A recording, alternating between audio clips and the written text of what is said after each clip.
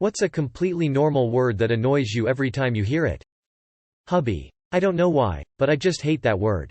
I really hate when I am reading reviews for a pair of shorts or something and the review is bought for hubby and he loves it. IDKY. Just drives me bonkers.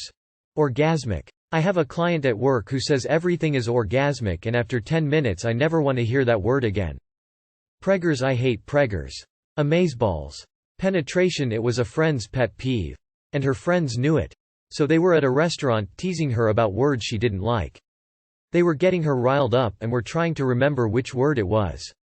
Finally they remembered it, but to avoid them bugging her more she loudly replied, "I don't mind penetration." The older lady behind her replied, "Oh, that's nice dear." Diddy. I no logical reason why I hate this word so much, I just do. I lost all respect when Puff Daddy changed his name. P. Diddy. Sounds like a euphemism a kid would use for going to the bathroom. Kiosk. Honestly just hate the sound of that word. It's like the sound a donkey makes. Keeosk. Synergize. Slam when it's in a news headline. Tummy. Don't ask me why. I just cringe whenever someone says it. Wow factor. It's lazy and I've heard it misused too many times to count. Foodie. Unprecedented. Bestie. It just rubs me the wrong way I can't explain it.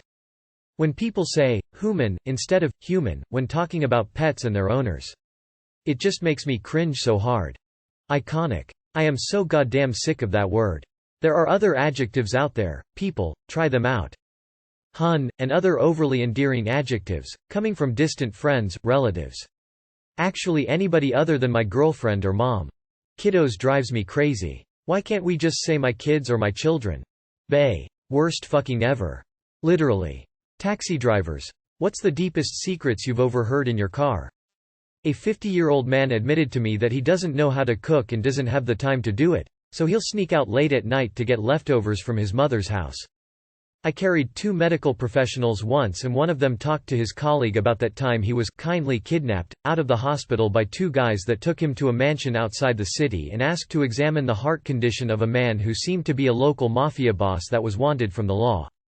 They somehow provided him with all the tools and help and made him operate the boss. They finally let him go and paid him with a big sum of cash saying they would contact him again for anything else. He said it was of the scariest yet most interesting experiences in his life. And people who work in hospitals apparently have some mad orgies off duty. My uncle was a cab driver in LA. One day he picks up 2 guys who then discuss a murder they are going to commit.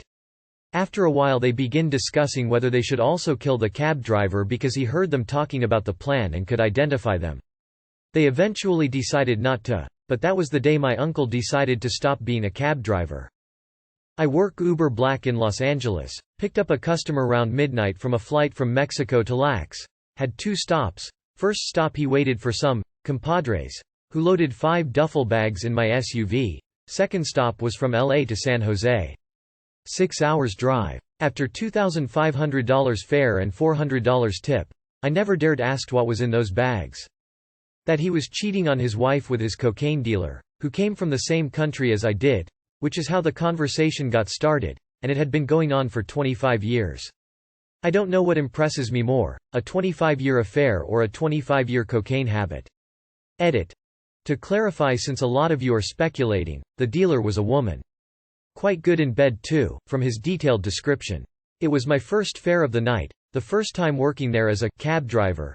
I was helping out a friend of my dad's who owned a bar deep in Ontario, CA, by driving his regulars home. Fun times, lot of fights, incredible amounts of shenanigans between the patrons, and incredibly loud corridos blasting from the speakers all throughout the night. When my dad was driving a taxi in the 80s, he said he picked up Meatloaf with a giant stuffed alligator at a bar. While stopped at a light, Meatloaf offered him cocaine from a hidden pouch in the alligator that was also stuffed with more cocaine and cash. Driving a fare to TH Airport. Hit a large piece of black ice. Cab skidded, hit a guardrail. Careened off another car that had flipped. White-knuckled the shit out of it. Skidded safely into the berm. Called my buddy to come get me. Took the fare to the airport. While we were going to the airport, they fare asked me, why was driving a cab? I told him I was saving up for a car. I was 22 and broke. Handed me his card and told me to call him tomorrow.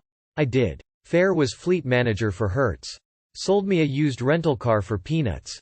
Side note. My son drives it, while at college. Thank you Mr. Vance. People planning a murder at the location I'm dropping them off. Told them to get out and left them. Once drove 3 teenage girls. At the end of the trip I knew everything about their friends' sexual life. Who had slept with who, with or without condom.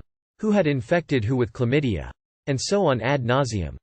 Taxi rider here. Climbed into the back of a cab once and found an empty carton of cigs, an empty bottle of rye and an open box for a pregnancy test. Someone had a very rough night. When a girl told me she taunted her gay longtime friend to try out having straight sex with her just to find out the difference as she herself is bisexual. The guy finally gave in and liked it. They did so one more time and that's it. Sad part is that she just found out the guy is now going out with her best friend and is now swearing to be straight. She regrets having converted him to straight and now doesn't know whether she's jealous of them or truly in love with him. Asked for my advice on how to break them up without being judged. My best ride was Michael Fassbender, actor. Lax to BH. He treat an N-Out burger and we karaoke all the way to hotel. He said his dream as a teen was to be a rock star, coolest guy ever.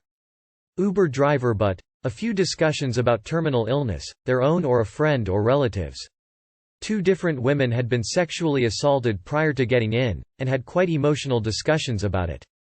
A couple of musings on life, conversations that kinda twigged my suicide detecting spidey senses. But who knows? Also one passenger mused on an abusive upbringing. We went on a somewhat disappointing date after actually. One I've heard. There was an old Vietnamese man that goes into my car and he told me about his life. He told how he got drafted into the Viet Cong just as the war ended so he didn't see any combat. He told me sometimes in life you get lucky and other times you don't. I dropped him off at a cancer center. And #X200B. Edit. This took place in San Diego, California. If I'm not mistaken. Order. Destination address, by city, submission location by navigator. A girl drove up, sat down, said, "There is no need to go anywhere. We need to charge the phone." We sat for 15 minutes, talked, recharged the phone, looked at the charging percentage, said, "Well, that's enough," gave $50 and left.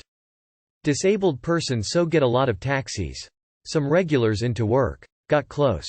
One driver told me to keep secret that he was dying with cancer, kept blacking out with the pain and meds and half-convinced he should get it over with and swerve into oncoming traffic. He was very erratic in his driving and looked pretty ill. Nice guy though, so didn't snitch and he regularly drove me. I was young and therefore immortal.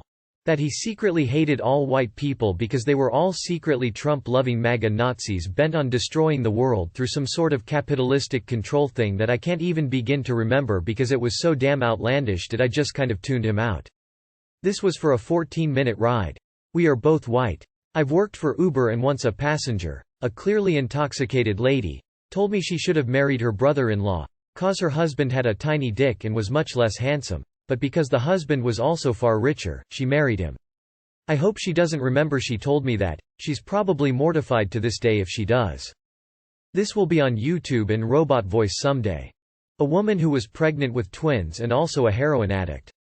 She always got a ride to what I assume was her dealer's house. She offered me one if her unborn babies, but I could only have one because she already traded one for drugs. People unload on cab drivers all the time, but this one stuck with me.